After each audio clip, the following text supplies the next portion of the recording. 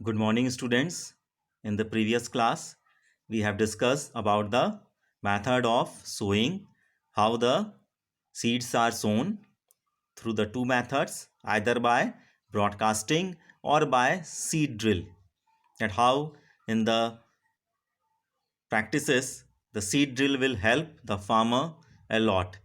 Afterwards, we have discussed about the soil replenishment. There do we have discussed about the methods through which the nutrients which has been lost by the soil can be again replenished or recycled to the soil. There do we have discussed field fallow, crop rotation, manures and fertilizers. Today we'll discuss about the difference between manure and fertilizers. Manure, they are organic in nature, means they are made up of living form or components of life forms, whereas on the other hand fertilizers, they are inorganic in nature, means they are not having any certain type of life forms. Second, it can be produced naturally. There is no any method required, or there is no any such type of machine or tools required for the production of manure. Whereas on the other hand, whenever the fertilizers they are produced, they can be produced in factories by undergoing through certain chemical processes. Third point, it is bulky to store and transport. Yes, it is bulky to store and transport, whereas on the other hand fertilizers, they are easy to store and transport. Fourth, they are not so nutrient specific, means manures they cannot be prepared like so that they should be nutrient specific, whereas in the case of fertilizers they are nutrient specific. Might the soil, if it requires more amount of nitrogen, we may add urea, or if the soil requires more amount of potassium, we may add potash, like that, so to increase the fertility of the soil. Fifth point, its overdose does not harm the crop or plant. Might a farmer is having a piece of land, and within that piece of land it was advised to provide suppose 100 kilograms of manure. By mistake the farmer has provided suppose 120 or 130 kilograms of manure, then in that case also its overdose or excessive quantity will also not harm the crop or plants. Whereas on the other hand, if fertilizers they are provided in overdose, they may harm the crop or plants. Sixth point, it increases the air and water holding capacity of the soil. Whereas on the other hand, in the case of fertilizers, it does not do like so. Suppose we have taken two potted plants. In the first potted pot, we have taken only soil. A plant was planted there. And the second pot, we have taken a pot added with manure. Within the soil, manure was added and the plant was planted. What do we observe? We started to provide water to both the potted plants on a regular basis. 1 liter every day we provided water to both these potted plants. What we have to do in the next activity, suppose we have stopped that providing water to both the potted plants for a few days. What do we observe? May that the plant which was present in pot 1 would not be able to survive, and may that the plant which was present in pot 2 may be able to survive. So this shows might by adding the manure we can increase the air water holding capacity of the soil. Just like may that in the second activity we have increased the frequency of providing water to both the potted plants. In the previous case we are providing 1 liter of water to both these potted plants on a regular basis per day. But in this activity what we have increased the frequency of providing water 1 liter each time, but suppose 10 times in a day to both the potted plants. But do we may observe may that the plant present within this pot again would not be able to survive, whereas in this case the plant would be able to survive. So this shows that by adding the manure the air holding capacity can also be increased. So why it was so? Because by adding water up to so much number of times made that certain amount of water may be stagnating on the surface of this particular soil, and it was not letting the atmospheric oxygen to penetrate within the soil to let it to be present or available for the respiration of the roots, whereas in this case the water which was provided to the surface of soil was passed down and it was drained out of the pot. It was not having any such type of stagnant water on the surface of soil. So this shows that by adding manure we can increase air as well as water holding capacity of the soil. Seventh point, it increases the organic matter or humus within the soil.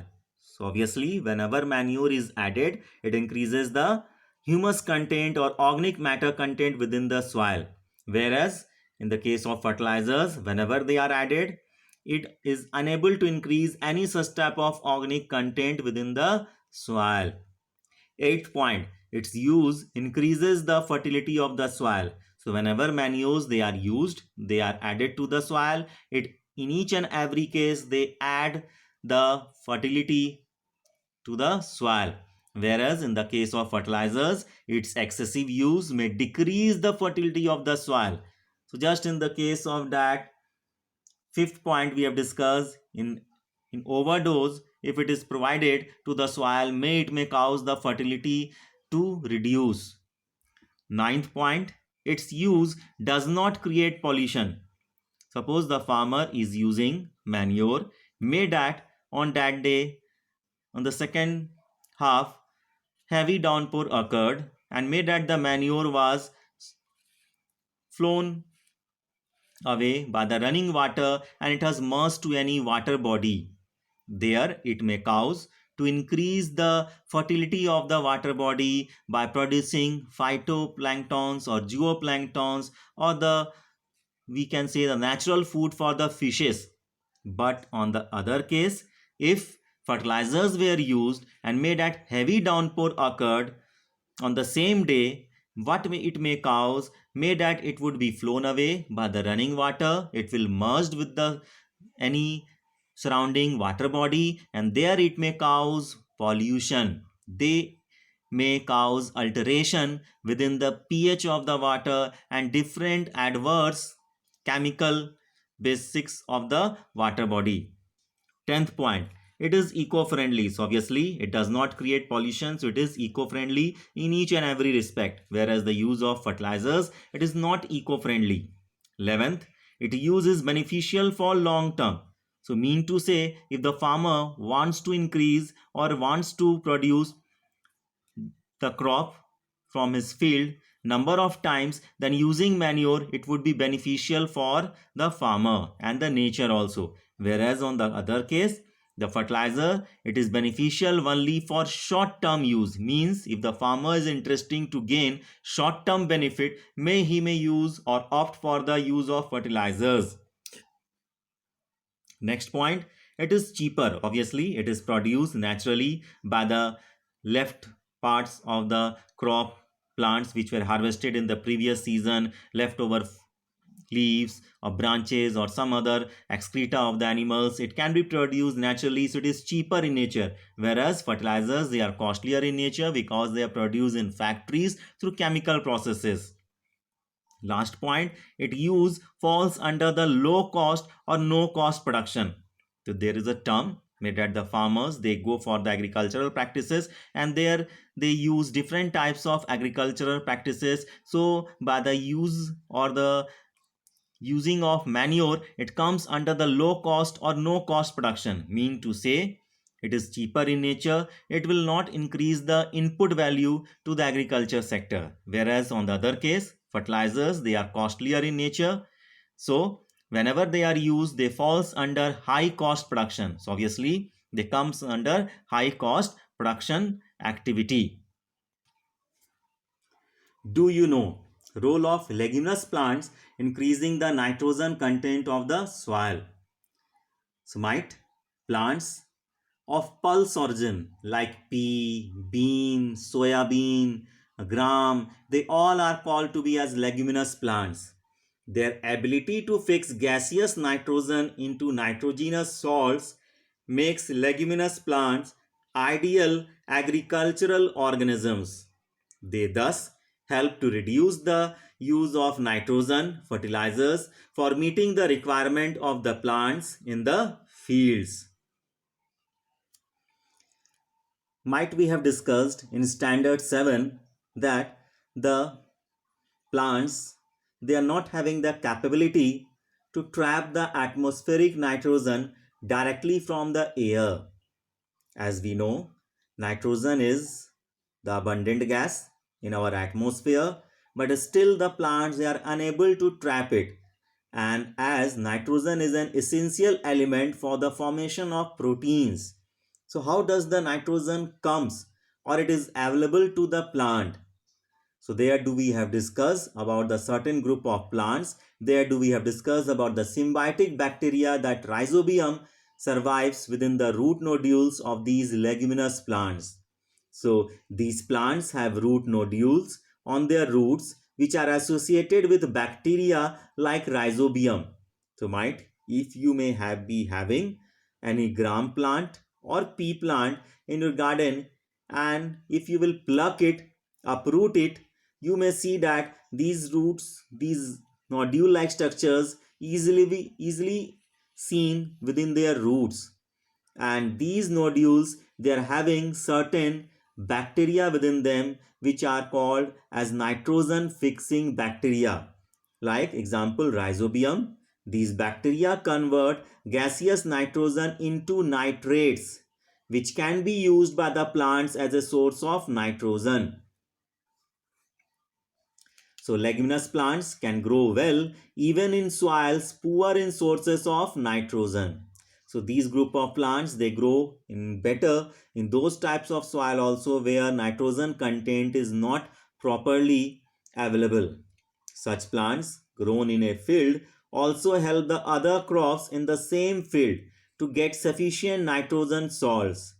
After a leguminous crop is harvested, the roots of these plants are left in the soil to decay. So whenever these group of plants, they are cultivated in any piece of land, after the harvesting method, the roots are left within the soil to decay. And this process enriches the soil with nitrogen compounds which can be utilized by the next generation of plants in the same field.